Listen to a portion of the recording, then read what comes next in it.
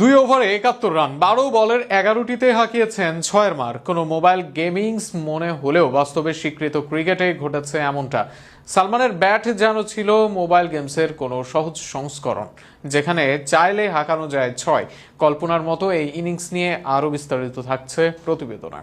Kerala cricket লিগে শনিবার যেন দেখা গেল একেবারে রূপকথার ইনিংস। ভারতের ২৮ বছর বয়সী প্রথম শ্রেণীর ক্রিকেটার সালমান নিজের ব্যাট হাতে নামলেন কালিকট গ্লোব স্টার্সের হয়ে। প্রতিপক্ষ আদানি ত্রিবান্দ্রম রয়্যাল ম্যাচের শেষ মুহূর্তে তিনি যা করলেন তা কেবল দর্শকদের নয়, পুরো ক্রিকেট বিশ্বকে বিস্মিত করেছে। ইনিংসের শুরুর দিকে তেমন ঝড়ো ছিলেন না সালমান। প্রথম ১৩ বল করতে পেরেছিলেন মাত্র ১৭ রান। তখনও বোঝা যায়নি সামনে অপেক্ষা করছে এক বিধ্বংসী অধ্যায়। ইনিংসের শেষ দিকে দ্বিতীয় ওভারে তিনি মুখোমুখি হলেন আইপিএলে খেলা অভিজ্ঞ পেসার বাসিল থাম্বের। একের পর এক শক্তিশালী শটে সেই ওভারেই ৫টি ছক্কা হাঁকালেন বাঁহাতি এই ব্যাটার। শেষ বলে নিলেন ১ রান, যাতে স্ট্রাইক নিজের কাছেই থাকে। এরপর শুরু হলো আসল আতঙ্ক। শেষ ওভারে বল করতে এলেন অভিজিৎ প্রবীণ, আর সালমান যেন তখন আগুনে পরিণত।